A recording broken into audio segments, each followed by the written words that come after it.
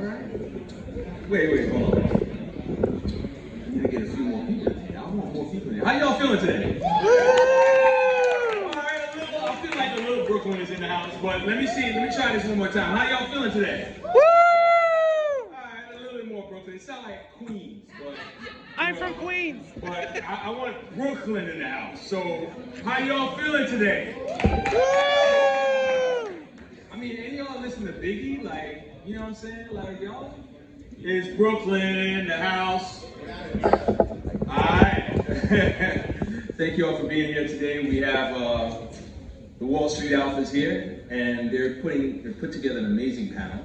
I'm not going to do the introductions because I don't have the paper in front of me to do that, so I'm going to pass it on to the Reverend Ken Austin, who is, where is it? Oh, right there in front of me. But of course, you know you're here because, well, this day is all about the brothers. It's all about making sure that you're okay. It's all about making sure that you have all the tools you need to continue to live your lives. Not exist, not survive, but live. So when the term is asked, brothers, are you all right? And you respond, the response of yes, that affirmation that you're all right will be because you truly are. So we want to make sure that you get the necessary tools to really, really have that positive affirmation, that response that you feel good because you are good. And when you're not, we want to make sure we have the necessary things in place to support you when you're not. So I really appreciate you being here. I appreciate the fact that you came to give us your time and your attention. And without any further ado, if I didn't say it already, my name is Christopher Williams. I am the organizer of this event.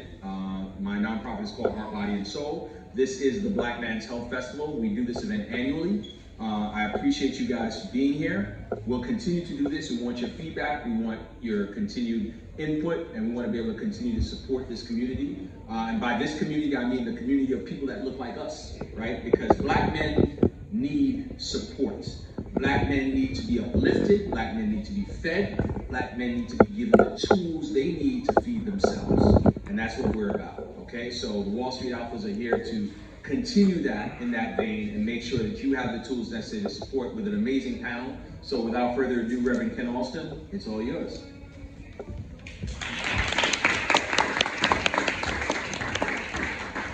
Thank you, Chris, and I'm so glad to be in partnership with a community partner here with Heart, Body, and Soul to bring to you this wonderful panel discussion.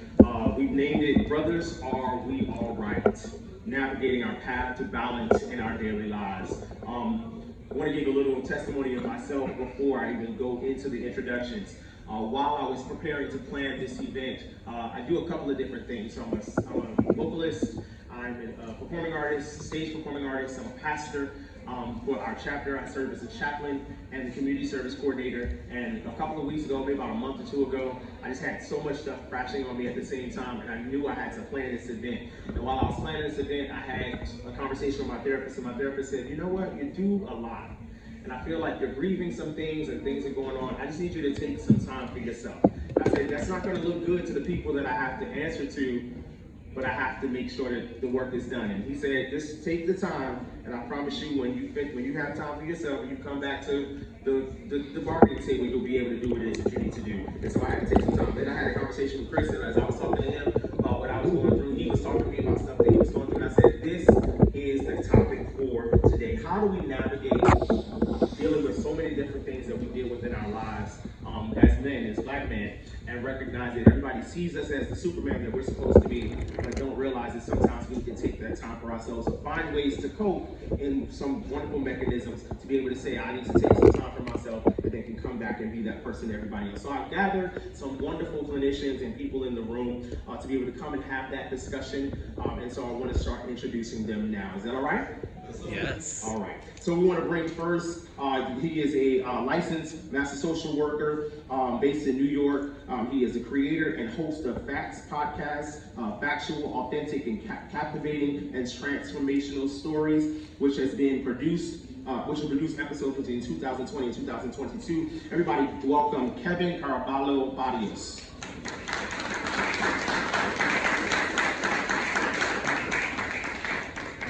He is a recognized coach, psychotherapist, and corporate professional who specializes in helping individuals identify and work through obstacles that stand in the way of reaching both personal and professional goals. He has facilitated transformational workshops and coached thousands of individuals across the country. Can you please help me welcome Lee Jeremy Britton?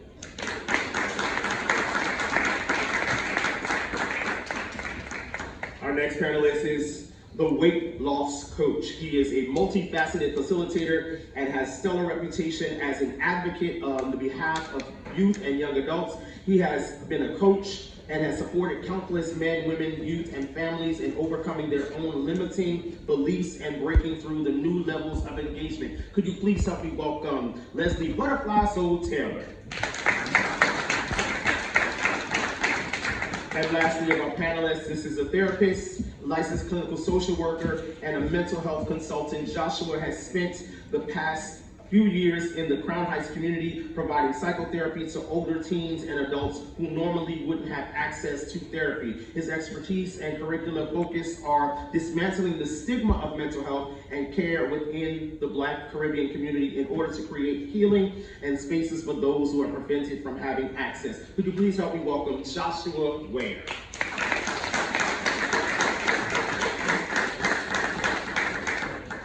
And as our moderator, I'm so excited to bring this young brother who is just a new initiate of our chapter of Wall Street chapter, Kappa Psi Lambda chapter of Alpha Phi Alpha Fraternity Incorporated. He is a new initiate. He's just coming in just this spring, but he has a wonderful passion for this. And so I just want to give you a little information about who he is. Jermaine Meadows is the founder of the Neighborhood Role Model LLC, which is an express art platform to combat mental health challenges and provide educational tools for the community and capacity building. Could you please help me welcome Jermaine Meadows as our moderator? I will leave everything into the hands of Jermaine. Panelists, you're in his hands. Thank you so much.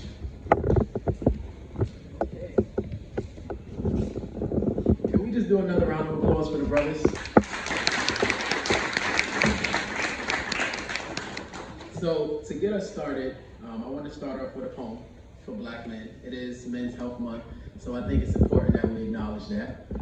And I think I can do this one without the mic. Can you hear me? Am I good? Can I get a year for a temperature check? Year? Year. Okay. Oh, Black men, I know you're tired of them not protecting you. I know you're tired of society not accepting and protecting you. I know you're gonna need something stronger than them vegetables. I know you're gonna need something stronger than that gin and juice, even though the only time you really feel alive is when that gin in you. I know you wonder why the people envy you. And deep down inside, you wanna look down and cry and scream why, because you wish there was someone by your side to comfort and defend you too. I know it sucks to feel like everybody left. They left you at your worst and came back at your best, but Black man, I promise you, you're blessed. Even though they tried to strip us from our stripes and send people in uniforms who's supposed to serve and protect. Oh, Black man, I promise you I understand why you self-protect. Because I just saw some pictures on the media and I wonder if I'm next. If the pressure is on a Black man, who do you call when it all goes left?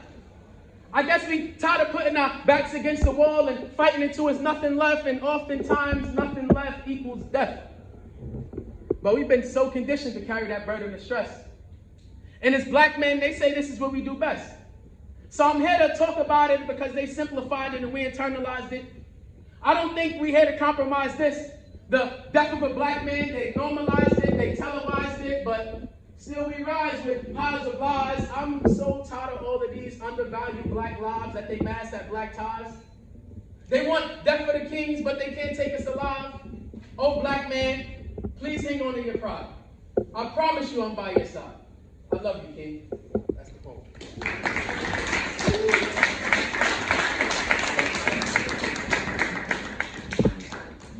So, let's get it started. Brothers, are you all right? So, my first question is, when was the last time you saw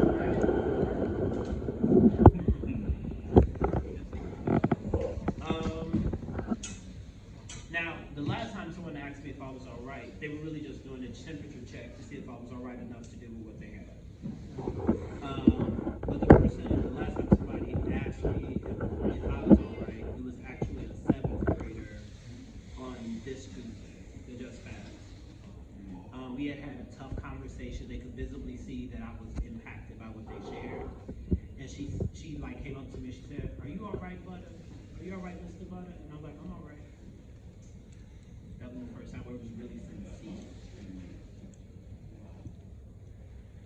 Yeah, I would chime in too. I think for me too as a student, I work in a school, and you know, sometimes you have kids who just have this aura about them. Hello? Okay, perfect. So yeah, I work in a school. I'm a school social worker, and also a trauma therapist. And I was saying that one of the individuals that asked me if I was alright was a student, and a 12th grade student, and he came to my office and pretty much, you know, a lot of times those kids are going through their relationship issues, so obviously I did check in. And, you know, I guess because I was showing up in a different way, he asked me to see, "Are you alright?" And I really felt like how you felt about it being very sincere. And sometimes us as conditions, or just like black people in general, a lot of times when we are getting that question asked, it kind of feels like they're trying to do like a temperature check, right? So that was the first time in a long time where I felt like, oh, my guard could be lowered, you know what I mean? And I could actually share what's really happening, you know? And I think because we pour so much into other people, we forget to kind of pour into ourselves, you know? And I think many of us definitely resonate with that message, right? And that was like a reminder, unconsciously, right? That if I'm not doing good, right? If I'm operating from a place of like emptiness, right? I can't really show up the way that I need to, you know? So that was my answer to that. And my answer would probably mirror both of you all's as well. Someone actually asked me this morning, "Am I okay?" And the catalyst of it was, I'm the person who's going to always be there, always respond to the text message, answer the phone calls. And when someone texted me on Saturday and they hadn't heard back from me by this morning, it was that one genuine "okay." Are you okay? And I was able to appreciate it as well because it came from a very genuine place. I often experience the same thing with the temperature check. "Are you okay?" And as soon as I do, it's okay, let's unload. But it was actually good to actually step back and someone really check in on me. Actually, now that I think about it, it was Wednesday. My homie, who I've been friends with since freshman year of high school. You know, we've been hitting each other up like maybe once a week just to check in. And this really happened like during the pandemic, because we weren't able to see each other as often. And so we started implementing like "I love you" and like, you know, "I care about you, stay safe." You know, especially not only with the global pandemic happening, but we were seeing what was happening, you know, systemically in the world. And so like Wednesday was the last time. Friends oftentimes ask me how I'm doing, but it's not like a space of like going in depth. And you know, that moment, you know, on Wednesday, like it really allowed me to like really check in and ask myself how am I doing, and really hone in on that. So I'm appreciative. And sometimes the question is so simple, right? Because it's like, "Brothers, are you all right?" And a lot of times we skip past that. And like the other day I asked the brother, I was like, "Yo, bro, how you feeling?" He was like, "Bro, I'm grinding." He was like, "Bro, how you feeling? How you doing? Are you okay?" And a lot of times we miss that, or we so conditioned to say, "Yeah, I'm good, bro." And we never go deep on like, you know, how's your day? What's going on, right? And it's Mental Health Month, right? And we want to focus on mental health. So my question to the panel is, why is mental health important to you? And kind of at what point did you realize, like, okay, this is something that I need to fight out? Early on, I you know, grew up in Far Rockaway, and unfortunately, there was a lot of early childhood traumas that happened. You know, two people who I saw as brother figures, like older brother figures, were taken away in a violent way. So what I now see as PTSD as an adult, I was going through as an adolescent. Whether it's flashbacks, nightmares, hypervigilance, all these things. But then there were very little resources of like who to go to. And it's that expectation that like maybe a black boy doesn't really understand what's happening or doesn't really have the feelings or capacity to verbalize them. And so as I got older, I was like, well, I need to do something about that because I don't want other people to feel like they're alone in those moments where they're going through trauma. So at first I thought I wanted to be OBGYN and I thought I wanted to live babies and all that stuff. But then I feel like God led me somewhere else, and it was a moment where things just came together, and I realized that I can help in other ways, and mental health, career has been there ever since. So not only personally but professionally, is something that I, hold near and dear to my heart.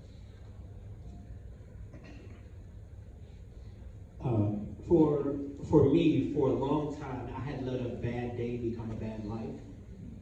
Something had occurred, and I just kept replaying it.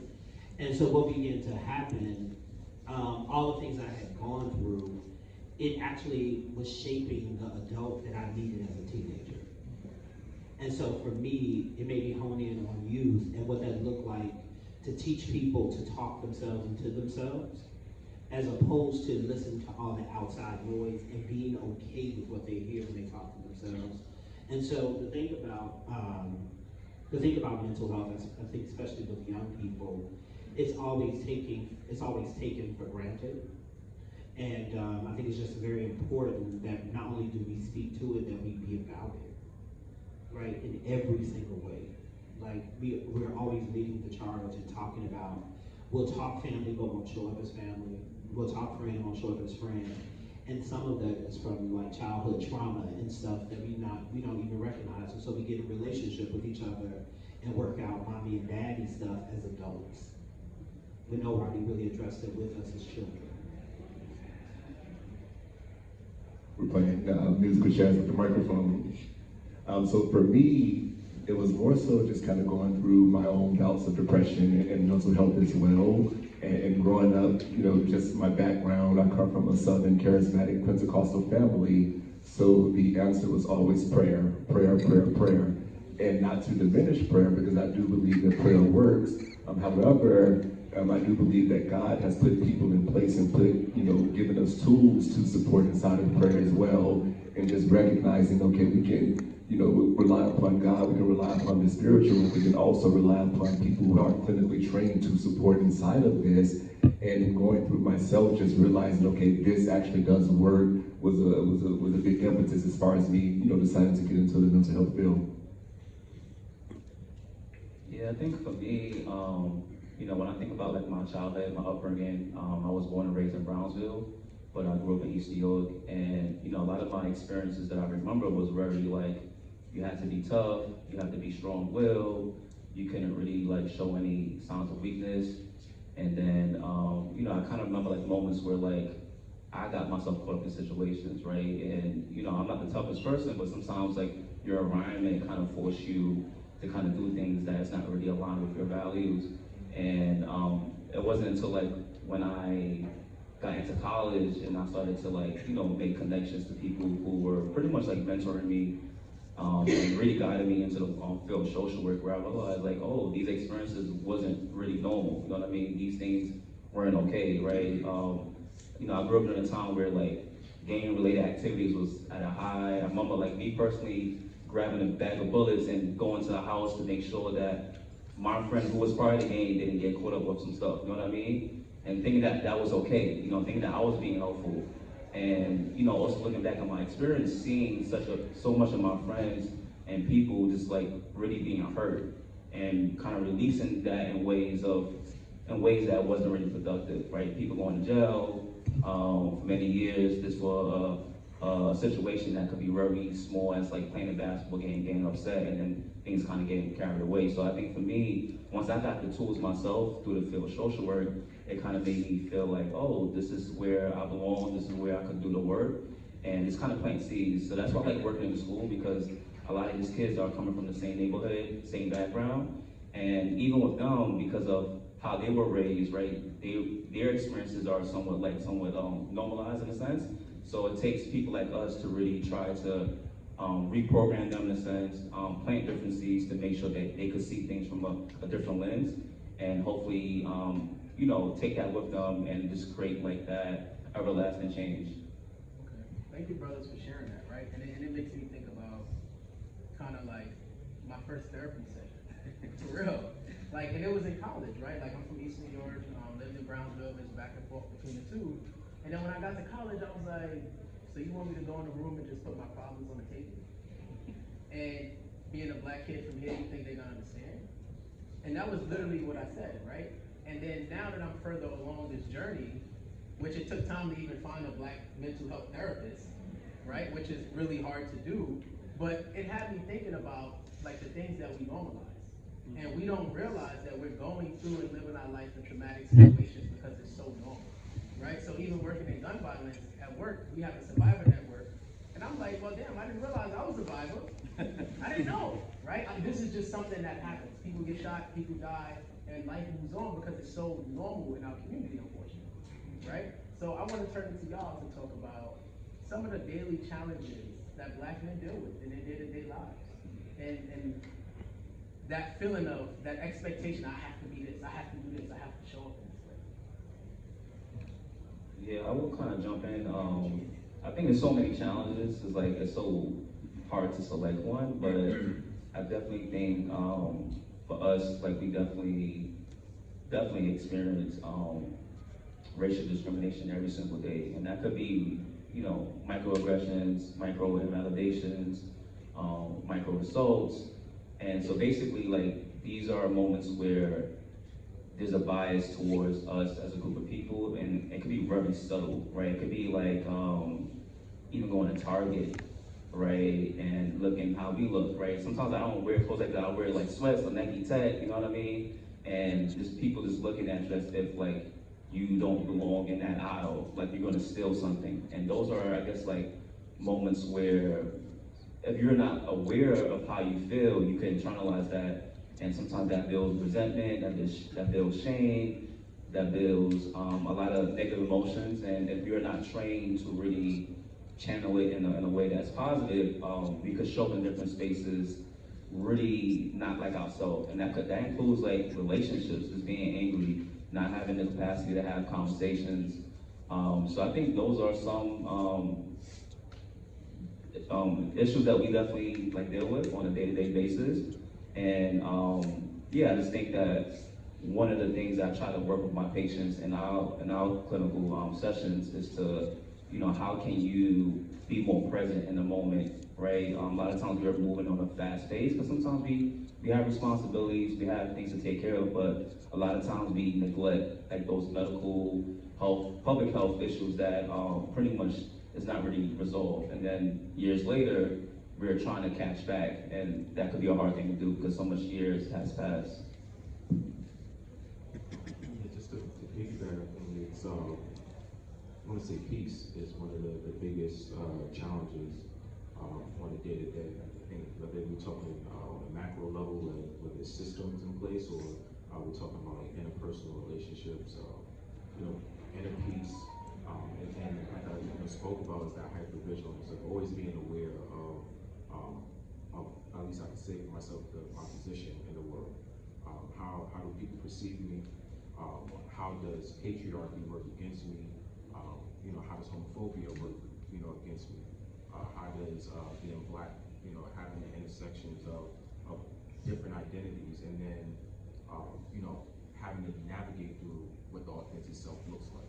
And so it's being able to have that place school. I think the gentleman, talked about living, and living, part of living is exploring, right? But the way we grew up in the hood is you can't explore, right? You go down one block, it might be a problem. You take a left turn, it might be a problem.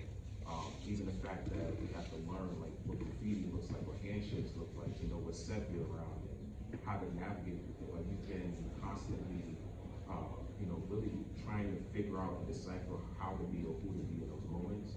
And I carry into adulthood, and it really impacts our peace, it impacts our mental health, our physical health. And so I think unfortunately, this system that has been built is made to go against any type of journey that is towards peace or authenticity. And so I think that is one of the biggest struggles for Black men, from what I've seen personally and clinically. And if I can just add to that, just going back to racism, systemic racism, in addition to being a clinician, I also am a director at a college as well, and just from my own experience, issues coming up, and because I look the way I look, they aren't as important, they aren't a priority. However, I constantly see, how others come with their issues, and it's a catastrophe, and you see all hands on deck, trying to resolve it. And then when I look at my students, it's the same exact experience. When I have my, my Latino brothers, my Black brothers, they come in, some of the same stories, some of the same experiences that have been shared year after year after year. You bring this to the attention of the powers that be, and you see that nothing is done. And again, we have and not to go there, but we have blonde hair, blue eyes that come with their issues. And again, this has been escalated to the president, this has been escalated to the provost. You actually see things that are changing, and then the message that sends my students, the message that sends me, and still trying to interact on a daily basis, still trying to stay motivated and encouraged. It becomes draining, not only for my students, but for me as well. So, yeah. For myself, I think what I hear so clearly, and what I believe in my heart, is that man is made up. You can poll every man in this room and you'll get a different definition. The problem with that, though, is Black men will still try to emerge as men when society is still treating us as boys. And she continues to be on this quest to abort us. And so for me, I find that all of what you said is like what we just shared together was one Black man's day. You get what I'm saying? So, and on very different levels, all of those things can occur. And then the idea is for you to go out and be a good boy, not a great man. And so really giving us permission to be man, but not looking for permission outside of ourselves, right? But all of what these brothers said, literally that's just one Black man's day. That's not even his life. Right. And brother, you saying that is a great segue to what we're gonna go into, right? Because this is a daily day. Like literally I'm sitting here and I'm like, damn, I feel that, right? So can we talk about the importance of creating a safe space, right? Going to a safe space and being a part of support network. I would say don't try to create a safe space. Many of us have been hurt in our safe spaces. Would you agree? Anybody here been hurt in the church? Anybody been hurt at home? Anybody been hurt at school? Like we'll relegate safe space to one place. I would say create bold and courageous spaces. Over time, we'll feel safe, but I think what happens is we empower people to use their voice, to speak their truth, right? And not have it be, well, come to this safe space. What triggers people sometimes is thinking, assuming that the space was safe, and that's the very space where they were injured the most, right? I believe mom and dad are supposed to raise me, but mom and dad were abusive. In my case, they actually were. So it became something else. But when I come to spaces like this, it's like being bold and courageous. I'm safe in myself. I'm safe everywhere I go because I'm going to always be authentic to who I am. But I say bold and courageous. Speak your truth unapologetically. I would piggyback off of that. I think more so the word safe, it creates the expectation that there won't be any like out your hoops moments, right? We use that a lot in social work, where it's we say things out of our own ignorance, based on what we have experienced. So it's about creating a space that is safe enough to feel uncomfortable, and have those moments where people with open hearts and open minds can come together in one space and understand that there will be moments where there's ruptures in a relationship. So, it's creating a safe space. It takes a lot of courage. It takes a lot of risk, because it may not look like the relationships that were built in childhood or adolescence. It takes some soul searching. It takes to understand what we need and want, what the love that we get from parents or adults in our lives when we're younger. So it takes a lot to venture out and explore, those moments. But I think when it comes down to it, feeling safe enough to feel uncomfortable.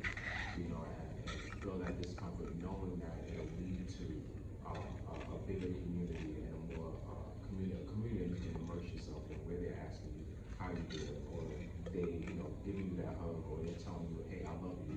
Those moments when you need to hear it. So, yeah, creating safety is creating courageous and bold students.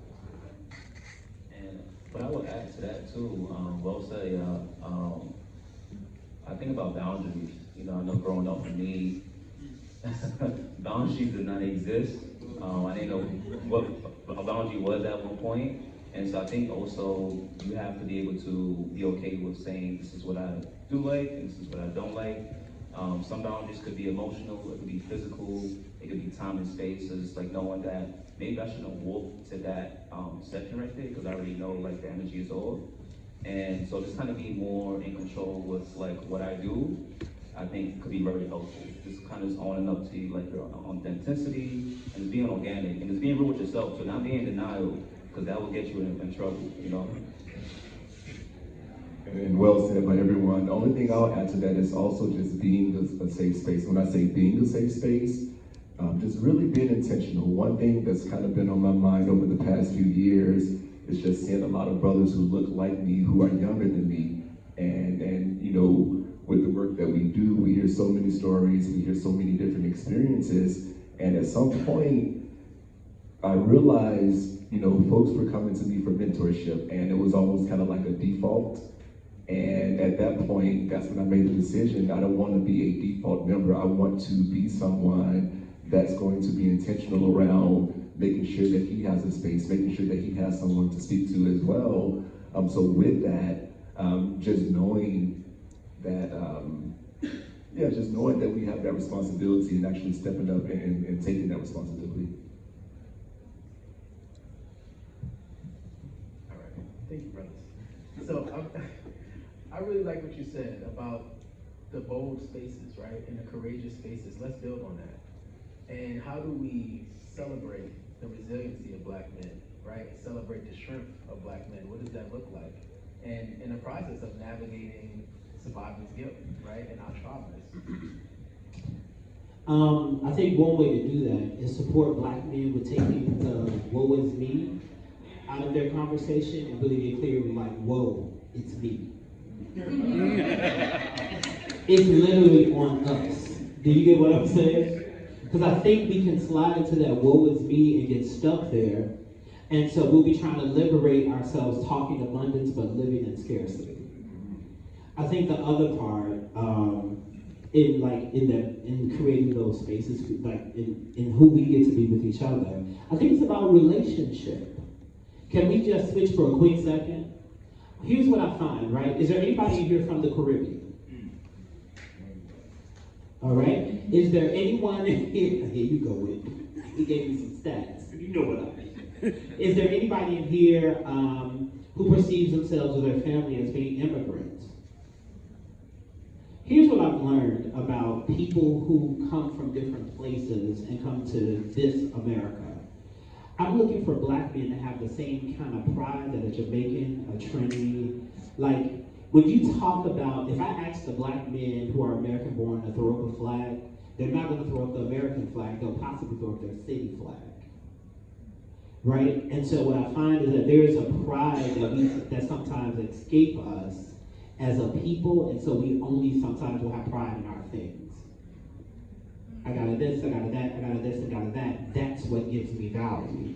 But if you're talking to a Jamaican man, if he's looking for a job, he's a Jamaican man looking for a job.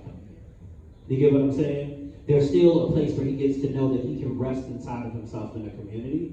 As an example, even how we hold education. American-born Blacks often will hold education as a nice idea. Caribbean-born folks, they have what's called the 2% rule. Y'all know the 2% rule is, right? You bring the 98% home on the test, and the first thing they ask you is, where's that other 2%? Your trauma and your freedom, because the expectation was always high. I think, but they were also taught that education is freedom. If we would like really have that be the conversation and really speak to the pride of the Black man and get back to that, we've gone through a Black Power outage, and we got to get back to Black Power. within ourselves as a people. Yes, and what I'll add to that, and just to kind of throw a different word into it, is we're really creating a space of vulnerability and letting folks know that it is okay as a man, it is okay as a Black man to be vulnerable. So often we think that, you know, we're going through some of these challenges by ourselves. Sometimes, the irony in it is we can think we're going through it by ourselves, but we know that we all are experiencing the same things, but we're just kind of in our silos, we're kind of, you know, in our state of depression, we're kind of in our state of alcoholism or whatever escapes that we have.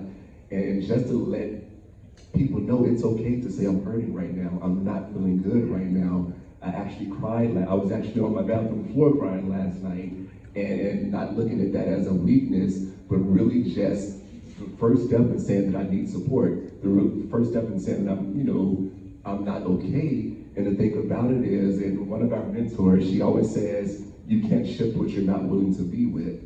Like, just allowing ourselves to be vulnerable puts us in a space to where we can receive the help, puts us into the space where we can, get better. I would just add, it's hard to follow up with you, because that was hard. I felt that. Yeah, I would say, to be real with you, I think we just want to be respected, you know what I mean? Seen, when I look back at, like my kids that I work with, a lot of times I have this opportunity to run circles, and I really try to have a restorative justice type of lens. And a lot of times when I work with these Black and brown boys, that's literally the only time where they could really take a look at each other, express themselves, be vulnerable, and also just own up to, or show a sense of pride of what that looks like for them.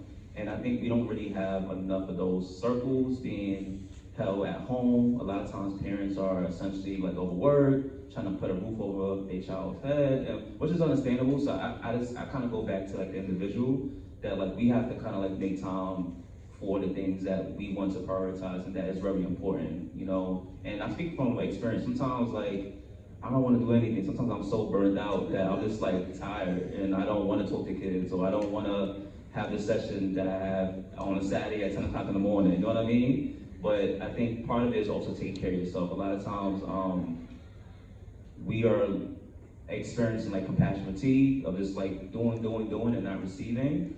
And you spoke about that too, just making sure that you are taking care of your bodies. A lot of times, especially for us Black folks, we're very resilient, but also people forget that we're still taking a hit, and when your body's taking a hit, some time down the line, it's going to catch up to you. So you have to do things that are definitely different rather than working out. Working out is good, it could be therapeutic, right? But maybe even trying something like yoga, right? I spoke to my Dallas counselor, he's actually Jamaican. I was like, oh, you ever done yoga? He said, what is that? I was like, you know what yoga is? He's saying, nah, man. I was like, all right, cool. But so this kind of really putting ourselves out there, and that's also being vulnerable, right? Because sometimes people see yoga as a thing that only women do, right? Even Pilates, meditation, right? And I think it takes a lot for someone to really slow down, right? And it goes back to childhood sometimes, right? Living in an environment that's so fast-paced, if you don't move fast enough, you kind of get left out, that could be food, that could be money in your pocket, that could be anything, so yeah. Thank you. Oh, sorry, this is all good. I think I struggle with the word resilience because it's oftentimes a trauma response, right, to things, a support's not being there. You know, a kid is not resilient until they realize that they're missing the supports that are supposed to be there. So if they are, I used to intern at a high school in East New York. If a kid is coming from a group home or they're coming from a shelter, them receiving 85 on that exam, how much went into that experience? How much did they have to navigate through in order to study in the places that they were in order and to really try to grind through it, right? And it becomes a double-edged sword, because then our resilience becomes a part of our identity, and that resilience then turns into us working and overworking, and then talking about we had this or that, and then it starts to become a detriment to us. right? Because then we start to really focus in on what we can do next. You know, and that grind continuously detaches us from our authentic selves, because now we're going based on what values can we give to other people, and not our values based on specifically what we can produce. And as we know in this country, right, our whole identity was based on what we could produce. You know, it's you know, from slavery, and you add in American capitalism. That's, you know, we have you know, unfortunately our response to the system. So it's difficult to praise it. It's, I would say, like, honor it and see it for what it's been able to do in those moments when supports weren't there. Also, maybe try to take away or dismantle the parts that are detrimental. Right, like this is such a double-edged sword, you know, at times. You know? Thank you for sharing, brothers. So we started off with brothers in your right? And then you dropped a big word. You said vulnerability, right? So I want us to spend some time right there with that, right? Like in your line of work, what you do as a leader, right? As a mentor, as a man in this space, when another person gives you that vulnerability, how do you manage that? And I'll add, right, because it looks different for everyone. What does vulnerability mean to you? Go ahead. Number one, I don't think your vulnerability is for everybody. That's number one. The other thing, in order to receive vulnerability, you have to show up vulnerable. Vulnerability is not cowardice. Vulnerability is authenticity, requesting to be seen. I think when we're vulnerable with one another, it's a place to share, but you gotta recognize when your body is responding, you having that guttural feeling, and you're like, maybe I shouldn't say this. Don't say it. Seriously. Because you know when you shared something, because of the work we do, sometimes we're vulnerable and probably have to go back and say, did I just say that? But you sometimes will self-disclose, really to get the person to understand that not only am I with you, if you look closely, I am you. I'm just having a different experience of life. Right? Vulnerability is something that you share, but vulnerability is also your responsibility. I'm gonna say it one more time, you can't give it away to everybody. Everybody does not deserve your vulnerability. Do not be led into that lie. I agree completely. In regards to, like, vulnerability is, I feel like it's something that you disclose that goes against the way in which people perceive you. Right? And so it goes back to building those safe spaces, right? Bold and courageous, because true vulnerability, you know, is, you know, us speaking about crime, right? Like we talked about, you know, crying at night, or you know, sorry for not. I got APA style, you know, but you know, we talked about it, and you know, it's moments of kind of disrobing this hyper masculine identity, and being like, you know, when I'm listening to Somehow, Some Way by Jay-Z, and I hear that first verse, and you know, everything I can visualize him saying all the things, and like tears are running down my eyes, is because I can visualize and understand that experience, right? It goes against all the things in which a man is supposed to be, you know, and so that vulnerability it dismantles patriarchy, it dismantles this idea of hyper masculinity, and it dismantles this idea that being a man is void of feelings, right? We as Black men, we live in this intersection where Blackness is 3/5 of a human, and then we have manhood that is void of feelings. So now we are seen as ultimately on both sides, not human, right? Like, it's dehumanizing on both sides. So I think that vulnerability is so powerful, and it's the completely opposite of being weak. It's showing others, it's showing other Black boys that they can be vulnerable, they can say when they're hurting and things like that. So I think it's a beautiful and, you know, powerful thing, and it takes, you know, a lot of time to build. Yeah, and one thing you said that stood out most, and actually is my definition of vulnerability, is I'm human. Like I'm human, and because I'm human, I'm a dynamic being. There are going to be some times where I'm going to be on top of everything, and there's going to be times that I'm not on top of everything, and that's okay. There's going to be times where I don't know what the hell I'm doing, and that's okay. There are going to be times where I'm scared, and that's okay. And the beauty of it is when I allow myself to say I'm not okay, it gives permission for the next person to say I'm not okay, and the next person to say I'm not okay. And then we realize, again, going back to the word I used earlier, as opposed to being in this silo, now I can be a support for my brother while he's been a support for me. And that's what we talk about when allowing ourselves to be vulnerable and being that safe space, so that I'm making sure that another black man is good while he's making sure that I'm good. Yeah, I think everything y'all said was pretty spot on. I think I would just add that, I think vulnerability is one of those things that it is hard at times to really know what it looks like, because like everyone is their individual self. And so I know one of the things that I try to do with my patients is just, rather than using words, because we don't have sometimes this extensive words of vocabulary that really describe how we feel. So even asking someone, are you all right? Are you good?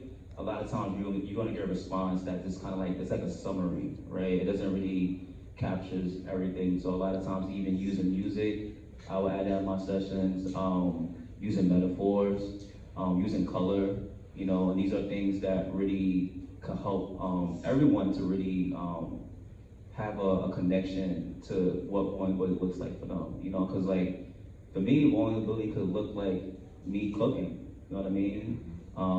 Me dancing and listening to songs that you wouldn't think I would listen to, so it definitely looks different from person to person. Thank you for sharing that, brother. This actually rolls into my next question, right? You did a great job at listing some of those things, but what are some of the strategies, right, that you would give black men, or even some that you use for yourself, right, in navigating this space and helping with your mental health and well-being, right? Like you think about some of the stuff we spoke about with systemic racism, right? Like the way we just show up, a regular day, right? So what strategies do you recommend? I think one of the things that come up for me, I think about like the body keeps the score, right? And basically what that means that a lot of times when we are experiencing like a traumatic event, a lot of times is living within our body. So even if we're telling ourselves is that, hey, it's not that serious, I'm better than this, I'm strong enough, it's fine. We could basically trick our mind, but a lot of times our body is gonna take on those memories, those experiences, and if we're not really showing our body that attention, then it's gonna pretty much go unresolved, And so what that looks like, as far as like strategies, I would say like grounding techniques, somatic work, really allowing yourself to heal your own body. I know that kind of sounds weird, but like each one of us here has the power to heal our own body. It's a matter if you believe it and if you're willing to be vulnerable with yourself. So grounding techniques could just be things where you're just sitting down, right, and you close your eyes and you really are allowing your body to kind of feel what's beneath you, the ground, right? Really allowing your body to do what it always do, which is to make you laugh, smile, all these things. And this means that you also have to slow yourself down. And that could be hard too when you have, I guess, different thoughts come into mind. Like I have a rent bill, I have a bill that I have to pay, I have to take the kids here. And so sometimes I tell a lot of my patients is that like, how can you practice like radical acceptance? And what that means is like, how can you accept things for what they are, without having that emotional attachment to it? And so, I think guided meditation could be helpful. So just even telling the person like, hey, just close your eyes. Imagine you are like sitting by like a riverbank and there's leaf falling down that river and it's kind of flowing down the stream and it's coming out your view. Imagine you placing some of your challenges, whether it's people, events, and making it very small where you could actually put it on a leaf and really see it kind of flow down the river, right? And allowing yourself to kind of just keep doing that for a few seconds. And I promise you, right, your problems won't go away for sure. I know that for certain, but the level of intensity is definitely going to reduce. So let's say it was a 10, By the time we do that, it could be like a 7, a 6. And I think sometimes we try to fix things. We don't have to fix anything. We just have to lower the intensity of what's happening so we could do what we do. You know what I mean? And I hope that makes sense. Yeah.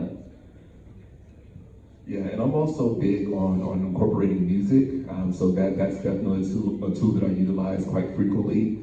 Mindfulness and breathing exercises. Often, we may be in this place of anxiety. We're thinking about either what has happened or what's happening in the future. We're concerned about this, and what that does is it prevents us from being in the now.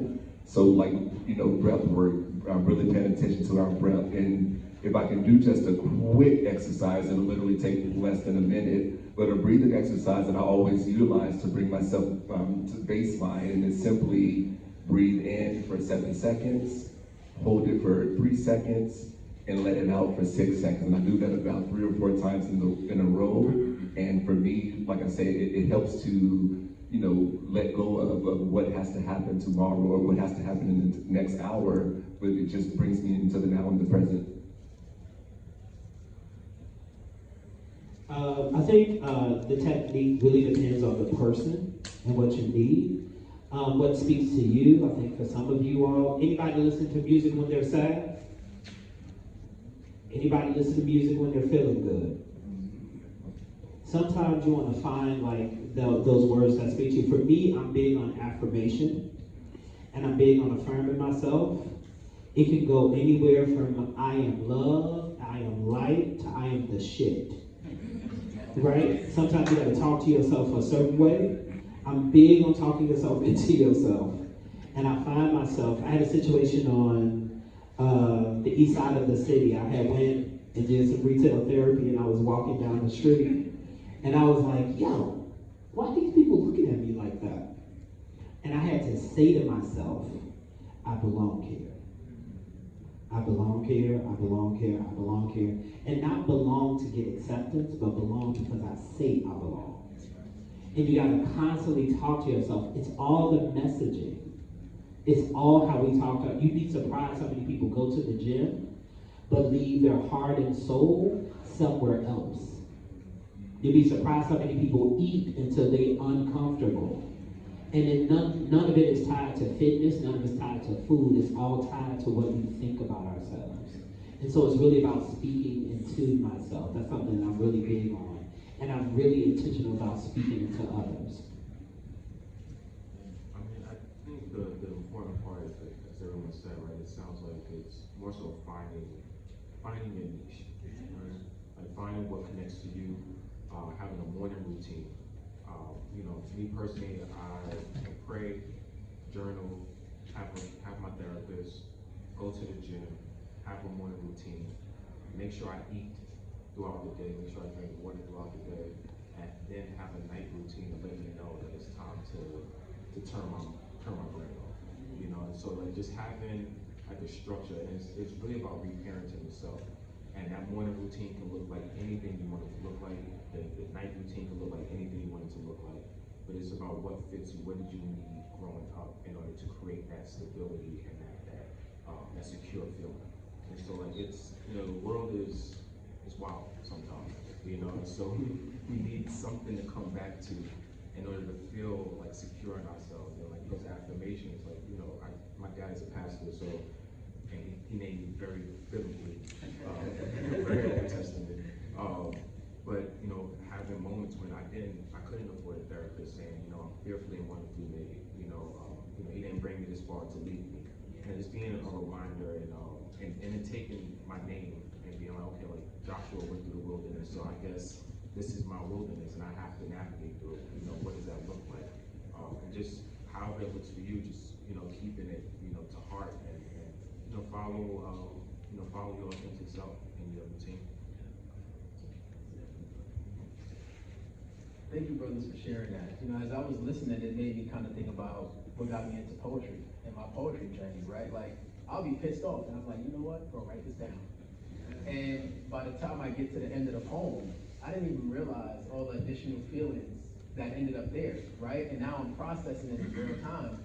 And I'm like, oh wow, I really felt like that. And then you may be processing something that came up 3 weeks ago and it starts conflicting, oh, okay, this is all connected. So, you know, that works for me as well, right? Or I know, like, I love to work out, but running makes me feel lighter. So you start to being aware, like that mind, that presence of mind, right? So earlier we was talking about the intersectionality, right? So I want to go back to that. Let's talk about a little bit more the intersectionality between gender, right? Race, class on black men, and then that finding that balance and fulfillment in the midst of all of that. Right. You started off, brother, so I was coming Oh, back. man. You started it. You started it, brother. It's a heavy concept, right? Because like I think we often look at intersectionality as like how does it work against us? But intersectionality also it puts us in perspective of what privileges we have. You know what class are we in? Are we able to afford the life that we have, or are we able to afford helping someone else? You know, in those moments, are we able-bodied? Are we, do we have a degree? Do we have access to places that other people wouldn't have access to?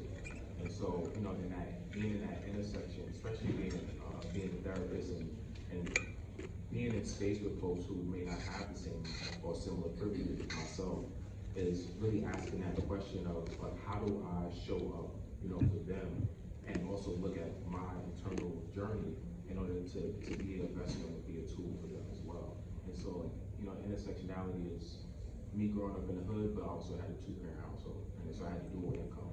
So some of the things that my friends had to do in order to survive, I was blessed to not have to do that because of the certain privileges that were there.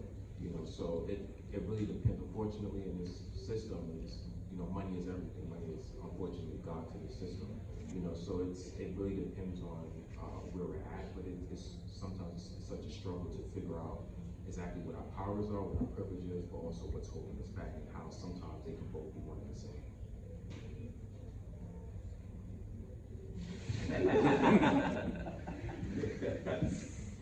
I thought somebody else was going to go. When I think about intersexuality, or the intersectionality of sexuality, I also think about how we hold masculinity and femininity. If you're thinking about energy, femininity rules every relationship. Gay or straight, energetically. When you talk about, money and things like that, if you want to emasculate any man in this room, remove his ability to provide. The moment you remove his ability to provide, he is literally almost like stooped over. When I think about intersectionality, I first have to think about where I start. When we talk about privilege, I enjoy black privilege so much I have to remember that there's white privilege, right? Everybody in the room has access to their privilege, and if we spend more time enjoying that, we would spend less time on focusing in on what we don't have. And I think that intersectionality is very important. I think life without women is sad and it's scary. And I also have to be clear, if I'm saying that a feminine man is weak, then what am I saying about women who are feminine? Right? And so that sometimes our intersectionality of beliefs, right? We sometimes perpetuate misogyny without even intending to. So paying attention to where the things that I'm creating, where I'm co-creating with people to further demonize or relegate people to a box. You're a black woman, you have to act like this. Or you're a black woman, you're already angry because nobody will allow us to have passion. Right? It's looking at those things and being clear that when I step into the room, intersectionality does too, almost immediately. But that's everybody in the room, right? Nobody, it's not just a societal thing, but it's a me thing. How am I coming in with my beliefs? How am I coming in with things that I think are truths, but actually they are not? They're actually my survival, it's my survival kit. So if I come in this room, it's not, hey y'all, good morning. It's, hey, how y'all doing today? Because what it's teaching me, like masculinity looks a certain way, man looks a certain way, but the truth is sometimes showing up as man is often a little boy in man's clothing, just hoping to belong. And then all that other stuff that intersects is actually just plays a part in either fortifying that belief or keeping me further away from it.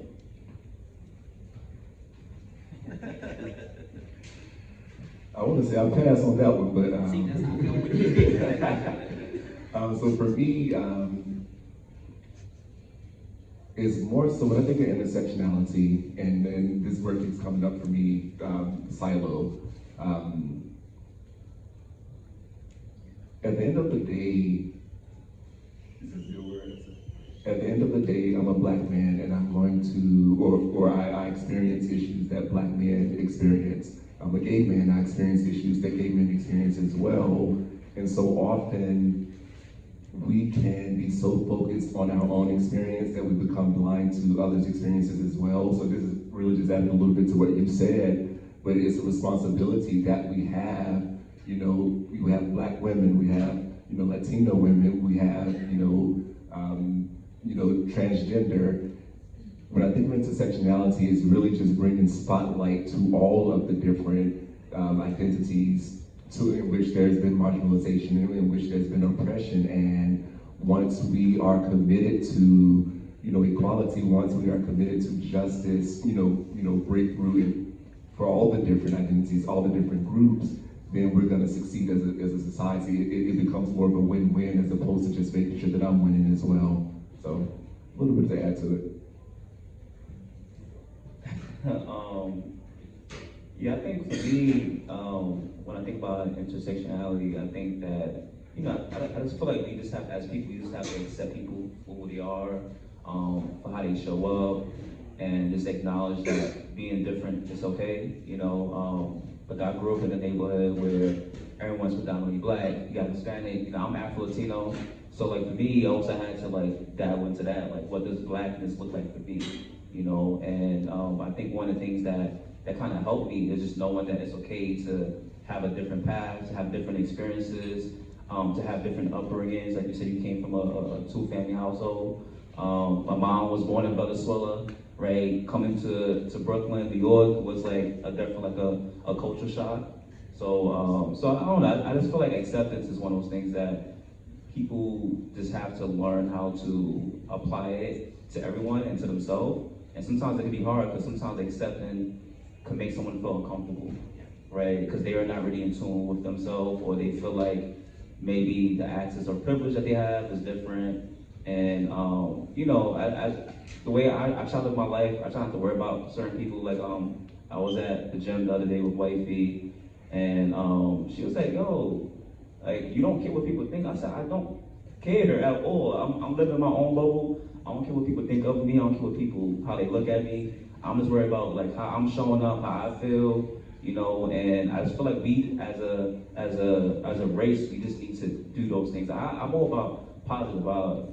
I'm all about just worried about how can we push each other. You know what I mean? And sometimes that takes even us as individuals to step out of our comfort zone and create that space. I will say, even working out, sometimes you see fellas who are just like trying to be very tough, macho, masculine. I just go up to them like, hey, like, you want to jump in? And that will just lower their guard because they're looking at me, because sometimes I have a face that I feel look very angry. So sometimes people are looking at me like, oh, let me not approach him. So just making sure I'm also aware of how, how I'm showing up, and making sure that, I don't have to go the extra mile and say, hey, do you want to jump in? But it's a good thing to do. It's something that will uplift our community, because you never know what that could do to someone, Yeah. Thank you, brothers. And that was a great highlight, right? And it speaks to kind of what we was going to go into, the role we play as a community, right? And supporting each other on our mental health journey. So early on in college, one of the things me and a couple brothers started doing is we would substitute the word king for nigga, right? And it's a different connotation. Like if I'm walking down the block, because a lot of times we see each other and we get so aggressive when we see each other, and it's for no reason. But if I'm like, yo, what's up, king? It's over. Like, we're not fighting after this. It's not happening, bro. What you got at me for, right? So when you spoke about the gym situation, it makes me think about that, right? Like, how do we treat each other? How do we show up? In the midst of it, sometimes just being alive, because it may not even have anything to do with us, right? Like, brother May just got into something, walking out the crib, and like, yo, what's up, king? All that falls down, right? So let's talk about the role of community, right? The role community plays, the role in being a mentor in the space and to helping a brother on a mental health journey. I think, so, this conversation around nigger is really interesting to me because if you drop the ER and add an A, that's ERA, that's error, right? So it's new nigga, old penny. And I think that that's something that I've been working to learn. It's like how we refer to a woman as a bitch. Women will refer to men as dogs, and then we're surprised when we're treating each other like animals. Words have power. And I think when we're speaking to each other, we're also speaking into each other.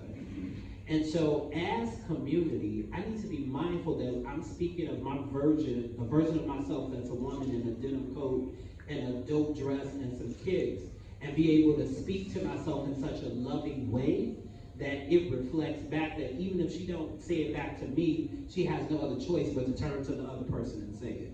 Do y'all get what I'm saying? It's so contagious when we are actually community. Like and community is everywhere we go. That's the other thing.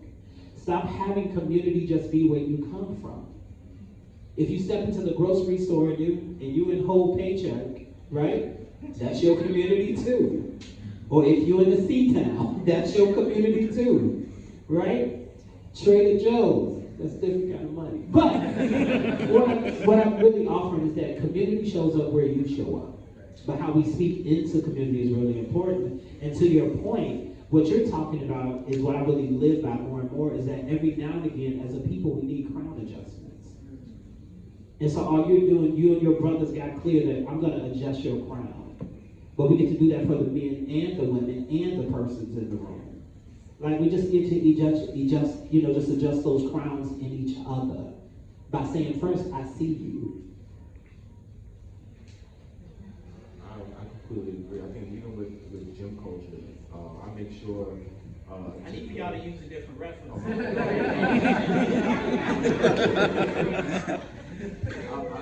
make sure to walk up to every single black man that I see at the gym, because the gym I go to is in a predominantly white neighborhood. And the only reason I go to it is because they got a basketball court, they got some yoga, and they got a Trader Joe's, so I can meal prep and all my stuff, right? But I make sure to have that, like, just that nod. That head nod does wonders, right? Because, 1 or 2 head nods, consecutive days, all of a sudden now, like, we gym buddies, now we homies, right? And I think it becomes this conflicting feeling, right? Like, we're so used to not being seen that when someone sees us, we know that, like, they're seeing beyond the mask, right? So when we look at each other for too long, the reason why we're asking, like, what you're looking at, is because we know if you look at us for too long, you can see our pain, right? You see our eyes and, like, you see the experiences that come with it.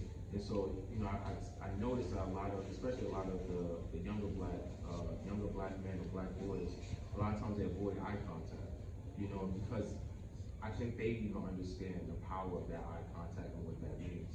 And so it's, when we've been unseen for so long, it's that beautiful, shocking feeling of like, oh, damn, like this person sees me. And they genuinely asking me how I'm doing, and I think it's beautiful to create community in those simple ways. Try not to overcomplicate it, try not to, overly intellectualize it, but just, as we talked about, right, just saying, hey, what up, how you doing? Are you okay today? And, giving those head nods and creating community amongst each other, knowing that, we're gonna show up. Yeah. And the only thing I'll add is, and I'm actually thinking back to a conversation that I had a few weeks ago with a mentee, and one thing that he spoke about was this competitiveness that he experiences, amongst other black men. Walking down the street, sorry, Leslie, but in the gym.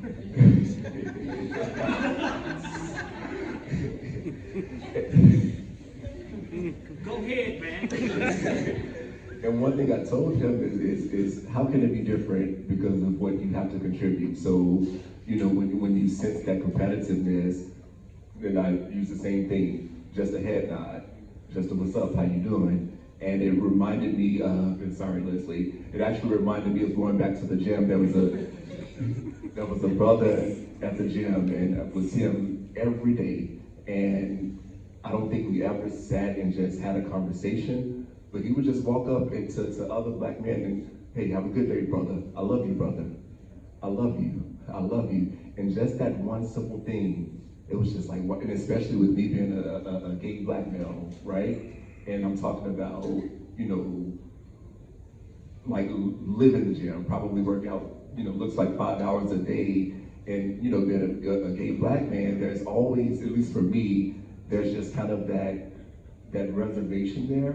And just that simple, I love you, man, game changer, that have me to start telling people, I love you, man. I love you. I love these brothers. Love you too. Yeah, I would just add really quickly that, you know, there's a lot of like resources out there too, so I just feel like we just have to also, sometimes people are just not ready to receive things and wanting to do the work.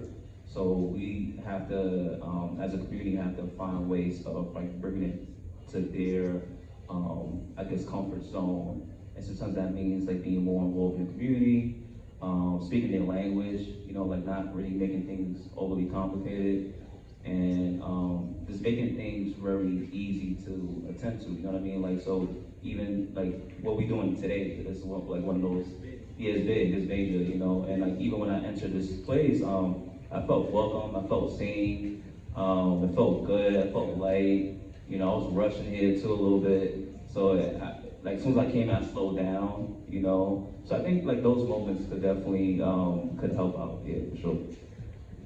Thank you, brothers, again. And, you know, before we wrap, while we're on the topic of communities, right, and people are listening, can we talk a little bit more about the mental health stigma in black communities, right? And how do we, let's talk about that and identify what that looks like in your work, right, for you, so we know when it's coming up, so we can be aware of it. I had the privilege and the blessing of working with the organization called Mental Health Services Corps. So like as soon as I graduated, there was an initiative, you know, about the city to place mental health clinicians in neighborhoods that normally wouldn't receive therapy. And I walk into to this clinic over that used to be on Empire Boulevard, right? And there was this woman by the name of Dr. Head, right? She, Jamaican woman, and she like looked at me and was like, Josh, you belong here, without having a single full conversation. And she probably sensed the 1/4 Jamaican coming out of my pores, you know? But, you know, in all seriousness, she, you know, just being in that community and having the privilege of providing help in that space, it really showed me that if it's there, people will use it. You know, if the help is genuine, people will use it, because it went from me having maybe 2-3 sessions a week to having 25 to 30 sessions for the week.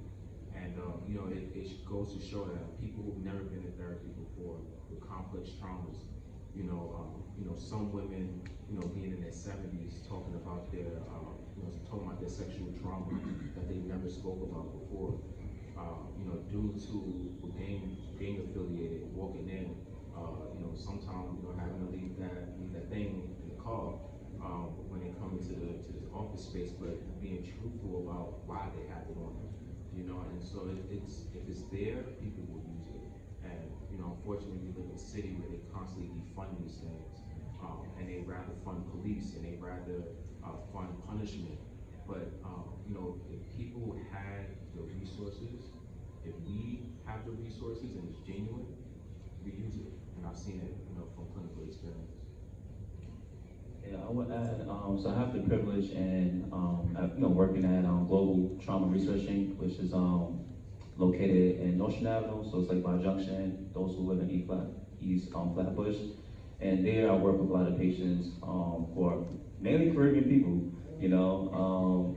And one thing that I realized is that, like, you know, there's like headway, so there's things that are happening that's making it easier for folks like us to really have access to it. You know, I know when I first started doing therapy, probably like 2 years now, right? My first year, like I'll have a case of 15 patients, and then 14 of them will be like females, and one will be a guy. You know what I mean? So now, since I've been there long enough, I'm able to kind of see the changes where like it's kind of half now.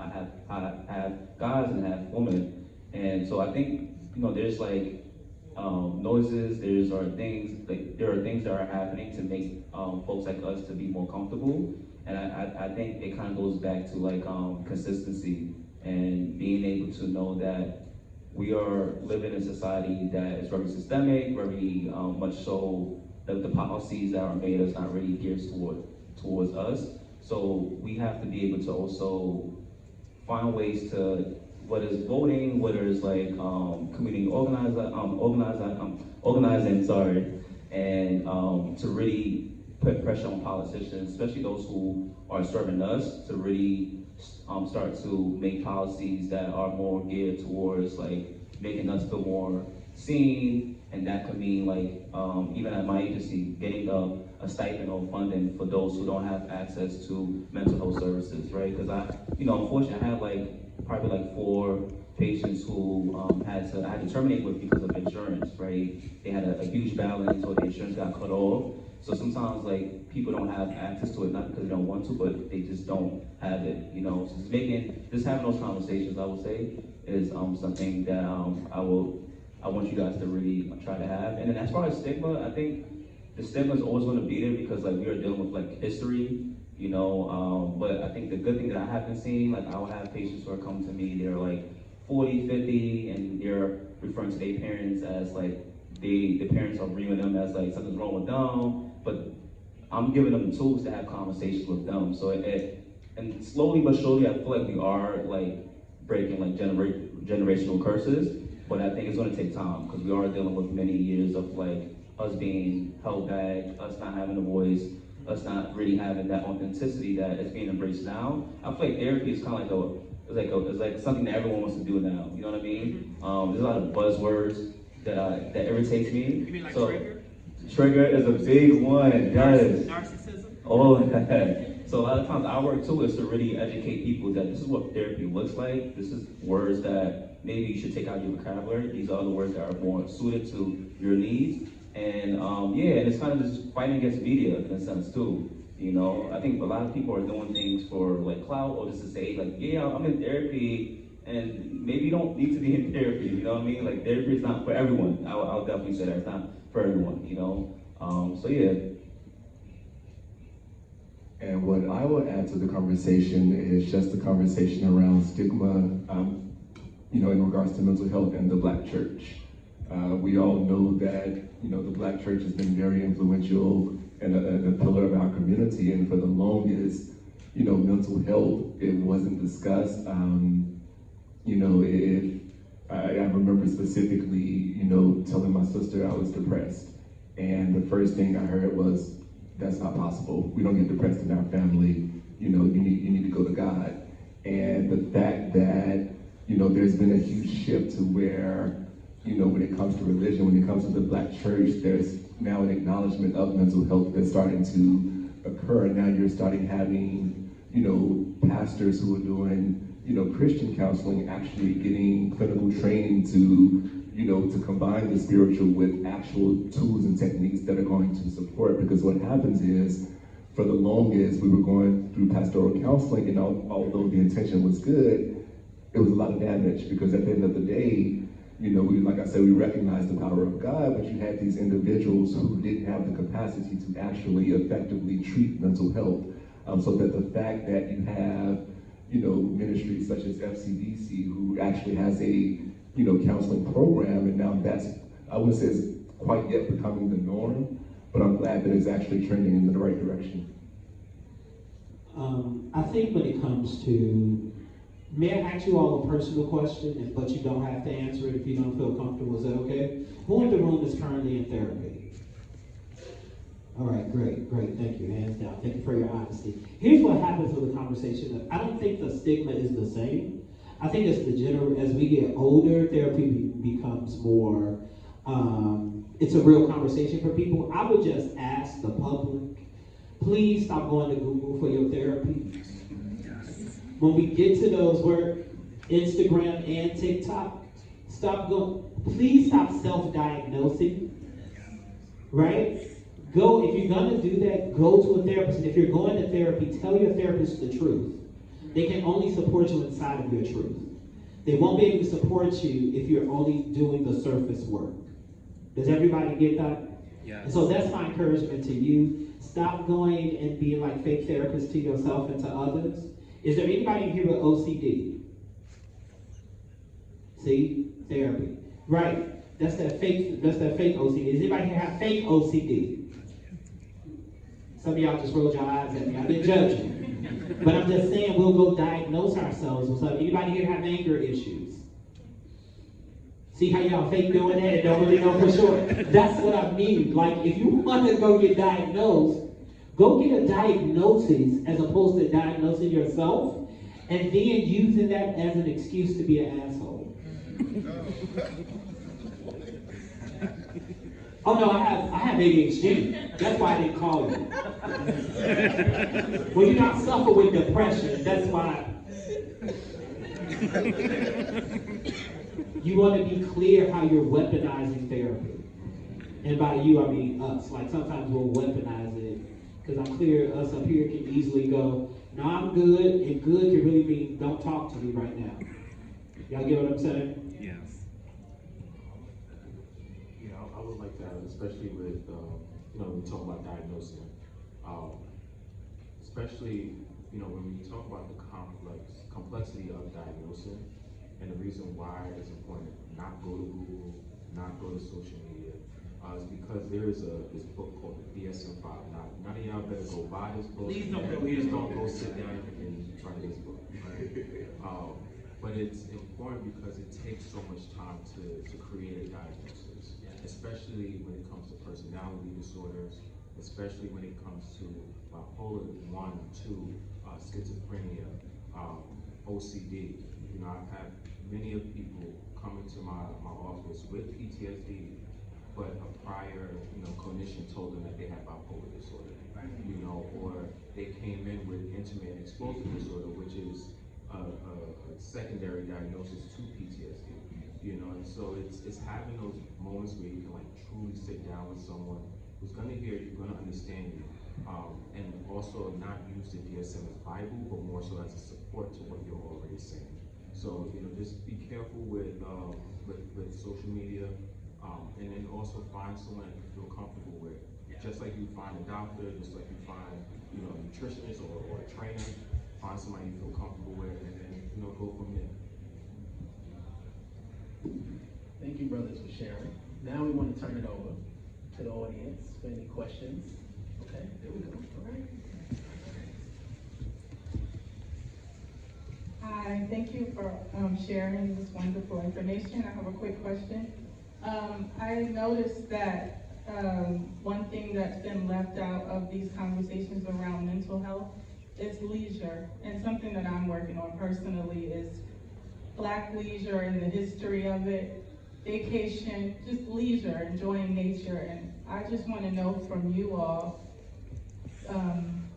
do you see an importance around leisure and how it will help with mental health for Black men and women? Absolutely. Does anybody here do a things to do list? How many of you all put rest on it? Like when you're doing a things to do list, you want to include rest. You can do a 5-minute vacation, a 10-minute vacation, an actual vacation. Leisure is very important. That's how you recharge your battery. Like the one thing, and I'm sure all of these amazing clinicians will agree, is that self-care is very important. And often that comes from a place of leisure, like you're replenishing. And you may not always be able to get to the beach. And it's okay to put your phone on Do Not Disturb. And literally don't be disturbed by it, but really be able to enjoy yourself. And I know you all reference the gym a lot. But the gym is very resourceful. But don't miss the part where you also get to eat what you enjoy too. You all get what I'm saying? And not like comfort, but like really as a place to like lay back, put your feet up. We'll confuse like getting our hair done and our nails done with self-care, and more often than not, is maintenance, and it's usually for how people see us. But when's the last time you had a deep tissue massage? When's the last time you just walked in the sun? Right? Sometimes we need the nutrients from the sun, and we miss it because we're also taught to move through our own PTSD.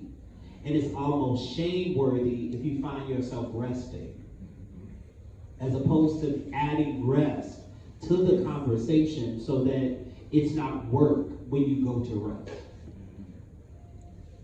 And the only thing I'll add to that is a big part of self-care is sleep. So one thing that I'm literally working on in this moment, as far as a new self-care practice, is just getting 8 hours of sleep.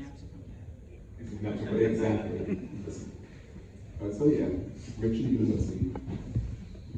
Yeah, I would add that one of the first things that I do with some of my patients that I feel like are struggling with their schedule, especially with self-care, I have them do like a self-care assessment. So a lot of times we don't even know exactly what self-care looks like for us. And so I would say definitely sit down with yourself, jot down different domains of your life. So it could be physical, it could be work-related things because self-care could be practiced at your job too. So I think sometimes like we wait until a couple months in to take that vacation and we go back into like a work environment that's very much so like active, and then we don't practice self-care there. So it's as if we didn't go to vacation. So you have to kind of sit down with yourself and really do a whole scope of like what does self-care look like, check those boxes out, and then and also be reasonable with yourself too. Sometimes there's certain things that we cannot do all the time. Like I know some of us can't go on vacation every other week, right? So you have to find things that are very small, because sometimes those small things, it helps you better than those huge things that you could do once a year. So that could be even the type of clothes that you wear. I know for me, I'm like a person that likes to wear black clothes, things that are very simple, but I realize that sometimes like it will change my mood, so I wouldn't really show up the way that I need to. So sometimes I have to wear different colors for certain days, especially on a cloudy day. Like I need to wear something that's gonna pop because I'm gonna show up to work not really feeling like my best self, for sure. So we'll take 2 to 3 more questions before we go into the exercise. Good afternoon, panelists. I have a quick question. And can you expound on the importance of Black men having the mental freedom to be? And I say that from the spaces of the types of work that we do. So as you all, I'm a social justice, and I do a lot of social justice work and activism. I've learned that while I'm fighting for the rights of my people, I get to enjoy the rights right now, right? And having the joy and freedom to be, whether saying I'm crying, I'm sad, I'm happy, but more importantly, I'm me, sometimes can come off from people as if you are, too cocky, or it's coming off as a space of overconfidence, which for me, I speak for myself, doing the work, I've realized that I am an amazing person. I'm unapologetically in love with myself because I own everything about myself, even now. How can you expand on the importance of Black men having that freedom to be, regardless of judgment or distinction, from a space of that you have to look this way, you have to be this way in every space? Because as you see, I'm chilling, right? And I want to encourage more Black men to have that freedom, that you get to clock out and enjoy life. Well, I think You just asked and answered your own question. No, it's not for me, what you said. No, but I'm saying you just asked and answered the question. It's about ownership. You get to own your space. I think what we get to do as a people is take the apology out of our back and stop asking for permission everywhere we go. The moment you own it, the rest is simple. If you can own, I'm gonna have these tears, you can own, I'm gonna share how I feel. And then if you can own, I don't give a damn what you think about me. If we can get more of that in our system, and I'm saying being realistic in it, but we spend so much time worrying about what people think about us that we forget to think about ourselves. Just last year, I've learned to mind my business and to mind my business. And the minding allows me to dig deeper into myself. The mind allows me to keep me on my mind and still be able to serve other people. But ownership, how many of y'all are willing to own yourselves today? Okay, let me say it this way. There was a time as a people that we were currency and we were capital. Let me be real clear and say it one more time. As a people, we were currency and we were capital. Those same people that enslaved our grandparents understood our value when we didn't. I'm saying, are you willing to own yourself? Because if you're not willing to own yourself, then it's going to be virtually impossible to have leisure, to have tears, and anything else. All you will have is more of you trying to prove yourself to people who won't stand around to see you prove yourself. But if you take ownership, then you learn how to clap for yourself when there's no audience. And there's nothing wrong with you clapping for yourself and giving it up for you.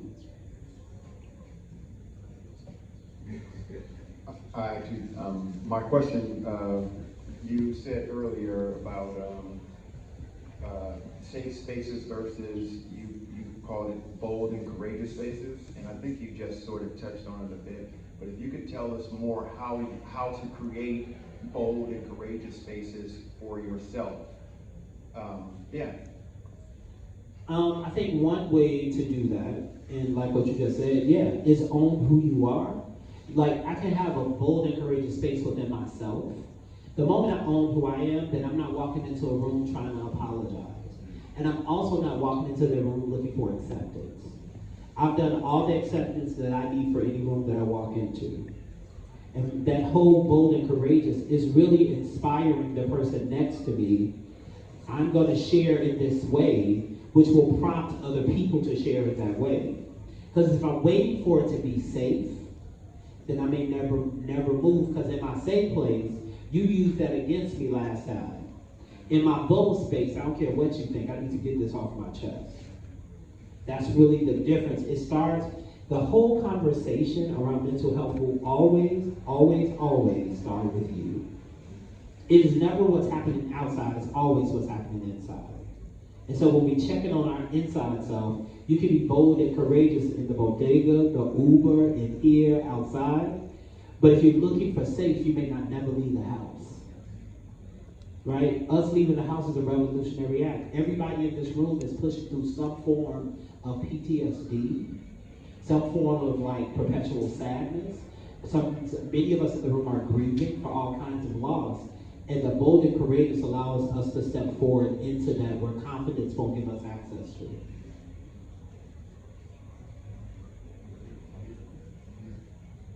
Thank you all so much for this conversation. I have a question about emotional vocabulary. This came up today too. There's a trope about men in general, definitely about Black men, that we lack the ability to communicate our emotions. My question would be, what are some strategies for developing an emotional vocabulary so that we move beyond the limited words that we have to express ourselves? And the only other question that I wanted to, or kind of prompt, is the New York Times came out with a really incredible article at roughly around 2021, and it was really talking about the loneliness of men. And when we come together, we often do shoulder-to-shoulder activity. So we'll come together to watch the game, and the game is up there, but we're very uncomfortable with sitting at a table and making eye contact with each other. I bring that up to kind of connect the point of vulnerability that we were talking about earlier, that I think is so connected to intimacy. And I think when I was in my 20s, I had issues with other, especially Black men, just being intimate with one another and sitting at the same table and making eye contact with each other and just being able to do that for longer than 5 seconds. What are some strategies that you would share with us in terms of how we can also develop intimacy with each other as well, which I think by extension creates the space for more vulnerability? Thank you. Thank you, great question. Can somebody spell intimate? Can somebody spell that for me? Intimate? Spell it. I-N-T-I-M-A-T-E. Now can somebody spell intimate? Same thing. Oh, it's the same thing. Yeah. That's how sometimes we act inside of intimacy. Intimate means to make a suggestion or imply a thing. Intimate means to create a thing. A lot of times we're intimating intimacy, but not always in intimacy. And so we can be shoulder to shoulder, intimating intimacy, but when I turn and look at my brother, I'm creating intimacy. We haven't learned to do that because I'm also taught that he's my competition. And then I have to pay attention to this competition because behind my back is more competition. But we haven't figured out that we're not even competing against each other. Because there's no competition where we are all kings. Right? We're all royalty. Nobody is like shrunk in this space. One of those strategies is what they say when you're at the gym, you have to show up to the conversation. So when they said that I was a weight loss coach, I'm the only one in the country that's a weight loss coach, and that's WAIT. And so my invitation is to get you to lose your weight. Right? And so stop waiting for somebody to make that first hello. You be the first hello in the room. Right? If you release that waiting period, then you can actually step into it. A lot of us are still waiting for all the ducks to be in the row. As opposed to, you already are aware where some black men are, hoping that they'll get it at the brunch. They're not going to get it there. They only have the experience of it if you show up with it and then share it. It's about creating that community where you can, that they are able to accept the love that you're trying to give them, you know. And so it really depends on how it's created. Like, you know, me and my friends, we created it during the pandemic. So that's when we started to say, I love you, I care about you, and because we didn't know what was going to be next, and also like us knowing each other for a decade or more, I mean, that created more understanding of where we are and where we need to be. So it's really about how you want your community to look and how you want those connections to look. And in regards to like emotional vocabulary, I would say, you know, keep it simple. There's a website called feelingswill.com. Go to that feelingswill.com, sit down with it at least 3 times a day, and you'll start to notice the emotional vocabulary expand. You start to see that bad is sometimes is worry, right? That worry is sometimes that feeling of incompetency, right? And competency is sometimes insecurity, right? You start to go down this journey of saying, oh, okay, like this, me just feeling bad is a condition. But like the emotion is attached to a condition that creates the condition, you know? So it's go on feelingswill.com, everyone use it. And there's also a somatic one that I do not think is free, but don't. It's worth the investment. It's worth the investment, but I might be able to, you know what I mean, do something with that. So feelingswill.com, everyone please use it at least 3 times a day. It's so beneficial. We have one more question in the back. Last question. How you doing? Good afternoon, brothers. So the question that I had is, so as a black man who's been intentional in terms of bettering myself, going to therapy and actively being in therapy, how do we support, or how do I support, you know, my black brothers who I know are struggling, but are not being as intentional as I know that I have been? Because I'm always there to, you know, support and listen and take in people's issues or problems because I want to be there, you know. Iron sharpens iron, and, you know, I want to be my brother's keeper. But at the same time, how do I support and still protect my peace? Because I've done a lot of dirty work to get to the point of like being at peace. But as you know, it's like taking on and listening to somebody's problems can be very burdensome, especially for a brother who is comfortable in speaking with you. And so that's sometimes a little bit of the confliction that I'm facing. So we were talking about that earlier today before we started. Remove the need to be needed. Like, you remove the need to be needed. Be the vessel, being willing to receive the information, right? But don't always look when you show up that you have to be that person to listen to the problem, right?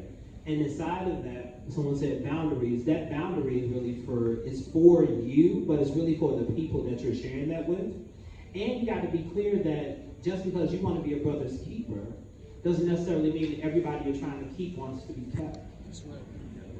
right? Some of us, because of like life experience and things like that, we're active in our trauma, we're active in those things, and at the very, like, it's a gift that you're listening, but you want to let go of the expectation of having them operate the way you want them to operate. Only expect that the person you're talking to will be their best version of themselves in that moment. But remove the need to be needed, right? I didn't come to do this panel with these amazing brothers because I thought somebody needed to hear from me. I recognize that I've been imparted with a gift, and so I'm clear I'm going to share that gift. And that's all I'm going to do, with the expectation that as someone who sometimes has to teach, I'm a better student, right? So I'm not looking to be needed. Don't need me, I'm not the guru, right? But if you want to talk, we can always talk. Does that make sense? Yes. Yeah, because then you walking in going, oh, here go the people. What's your problem? Oh, wait a minute, hold on. Let me check my other line. What's your problem? And then, but without realizing it, you'll slowly begin to not address your own problems. And then everybody else's problem becomes priority. Thank you, brother. So, before we move on to the exercise led by brother Leslie. I said it right. Okay, got you. Sorry, brother. Brother Leslie, actually. So, first, let's thank the panelists for being here, for being present, being thoughtful. And then another round of applause for yourself for the thoughtful questions, for being patient, for being present.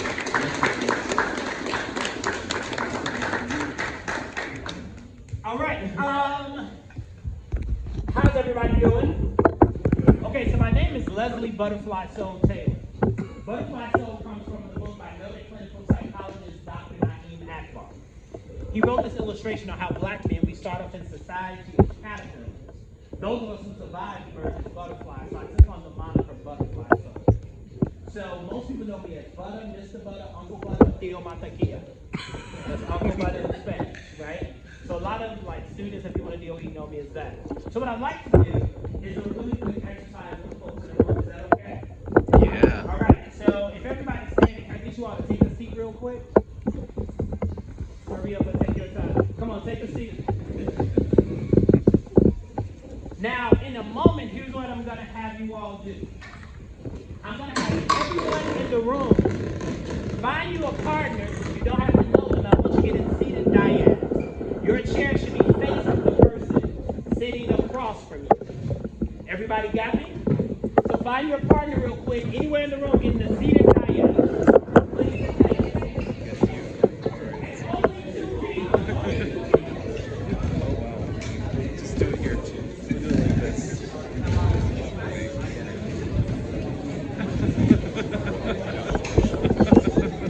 All right, make sure you got a partner.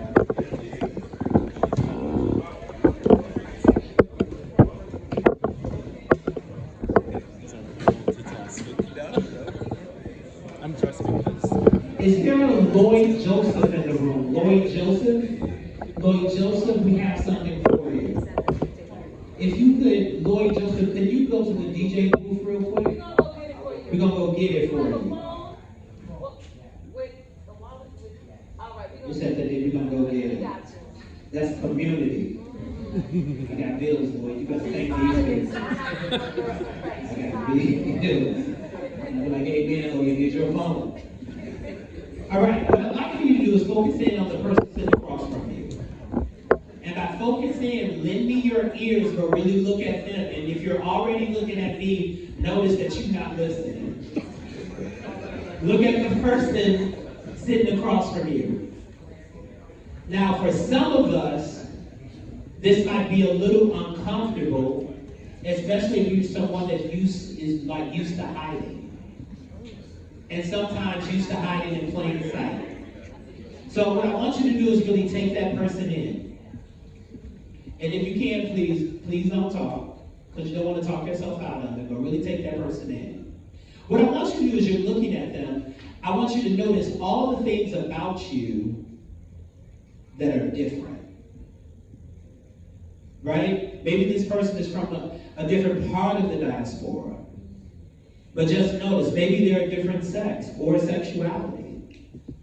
But really take them in. Maybe they're younger, maybe they're older. And now what I want you to do in this moment, now that you've noticed everything that's different about them, I want you to really look and see what's true. I want you to notice all the things about them that are actually alike. And right across from you is humanity with humanity. And take them in. Now here's the thing. In this moment, and you didn't even know it, somebody is entrusting you with their baby. So that person sitting right across from you, right? That's somebody's baby.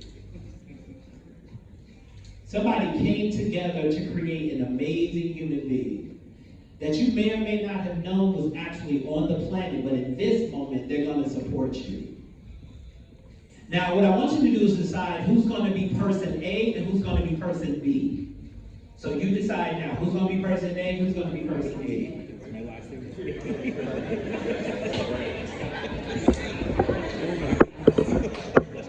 All right, wonderful. So person B, you're going to go first.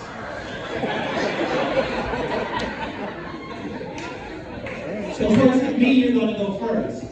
A, your job in this moment, you're going to hold space. Partner A, you're going to hold space for partner B. Partner B, what I'd like for you to do in this moment, what I'd like for you to do is speak into the child that you were. Person A is going to hold space.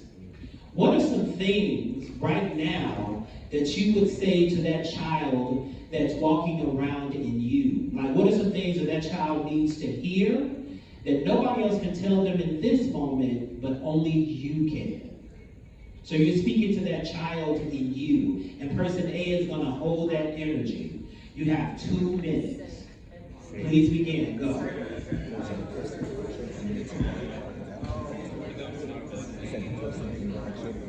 Yes, what were you saying? Go ahead.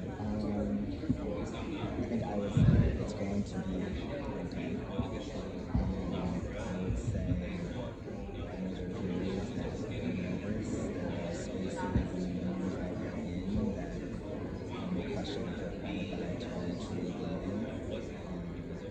I would say remember to believe in yourself and your behavior. You're in this place that you're in today. Articulate your thoughts and have the ability to believe in that and know that you are in the right place right now, despite maybe a lot of nerves. Just generally speaking.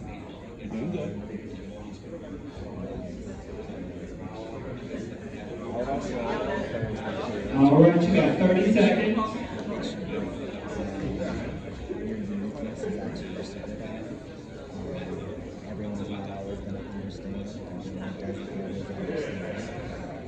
But when you are All right, please bring that to a close. Please bring that to a close. And now in this moment, partner A, is your turn. What I'd like for you to do in this moment, right? Partner B is going to hold space. That's just little old you over there. Partner A, what I'd like for you to do is speak to that child in you. What does that child in you need to hear in this very moment? Please begin. Let's go. My name is Dean, and the child and myself that I want to tell is that you be the change you want, because change starts with you. You know, everything is going to happen. There are things you don't want to do, but things will do what it wants to do on the outside. It's how you want to do it on the inside. It's number one. And number two, don't stress this whole thing. It's all about how you go about it, because stress and feelings are going to come out wherever they are. So everything's going to happen inside, everything's going to happen outside, and there's going to be things that go in between. It's all about how you want to control it, because you know yourself more than anybody else. No one else. Even your parents don't know 100% of it. You know yourself. Even if you don't think you know about everything, you know more than anybody else. Right? But open yourself to what you can do. Don't limit yourself. And don't let anyone take the best out of you. People will tell you everything, good or bad.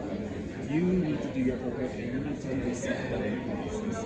And most importantly, have confidence. Have confidence that if there's something that you're really passionate about, if there's something you really want to do, if you want to set foot into it, say, I will do it. This is going to happen. Say to yourself, struggles will happen. You got 30 seconds. Struggles will happen all the time. It's never linear. It's going to be bumpy. You're ready. You do it. And keep in mind the need, because there's always a lot of noise in the world, and there's always a lot of issues in the world. What can you do? 15 seconds. And see it like this. It's not about trying to sell yourself, it's about finding solutions to problems. So what I would say to my younger son, Please bring that to a close. Please bring that to a close. Tell stories. And if you will, go ahead and thank your partner. Thank your partner. Thank you.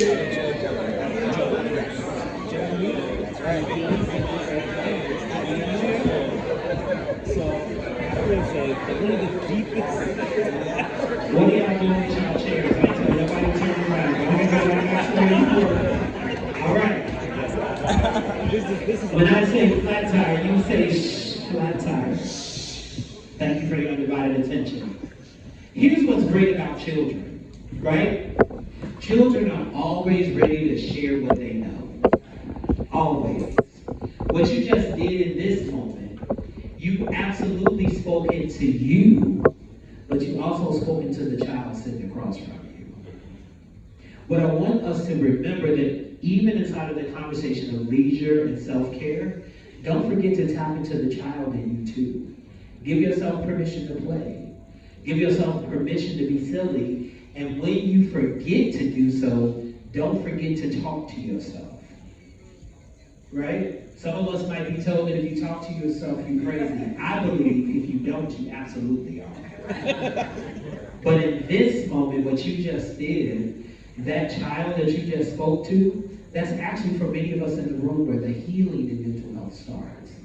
It's saying to that baby in you, I see you. I love you, and I will offer this. Now, one parent picked the baby up in this room and said, I hope that you struggle. They had dreams for us, but now it's on us. So when you forget to remember, pick that child up and talk to that baby and remind them of how amazing they are. So that the grown-up can do the grown-up stuff, but when it's time to play, you play because you know you earned it. Is that all right? Please give it up for yourself.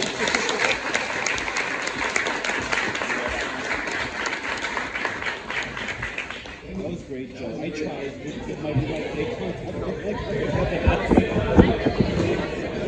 Yes. Oh my God. That was.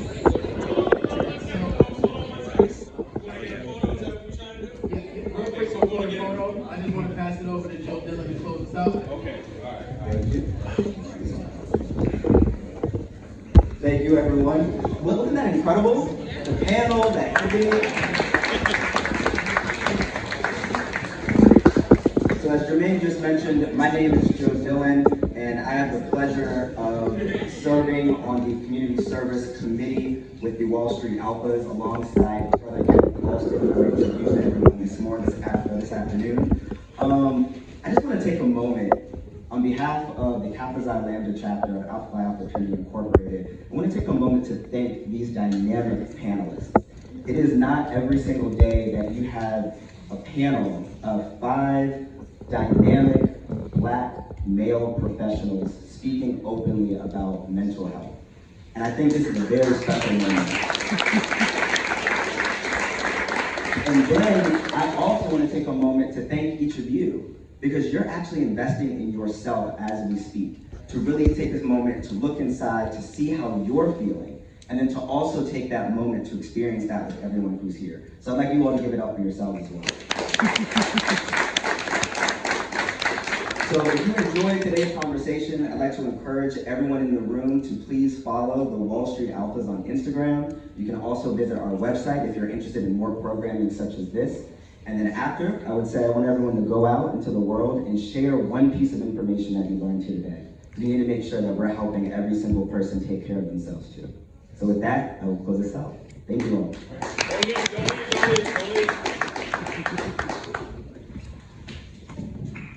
Thank you very much, folks. My name is Christopher Williams. This event was brought to you by Heart, Body, and Soul, our nonprofit. This is the Black Men's Health Festival. I want to thank the Wall Street Alphas for putting together an amazing panel. Unfortunately, I wasn't able to be in here because I was moving about, seeing everything that was going on, but what I walked into had me pretty emotional. You guys did something amazing here. So I want to thank you from the bottom of my heart for what you did. Healing is something that is critical to our growth. All right. Mental health is critical to ensuring our physical health is at its optimal best. So if we don't get this right, this ain't gonna be right. Nothing's gonna be right. All right. So I appreciate y'all very much. I look forward to being able to build with y'all in the future. And I want to thank again the Wall Street Alphas for making this happen. And I want to thank you guys for your participation, because if you weren't here to participate, to give your all in this, it wouldn't be successful. So I want you to stay for a little bit, because I'd love to do a nice group shot of everyone in the room. So if you can come forward here and we can get a group shot, if you guys are okay with that? You good with that? All right, cool. Thank you all.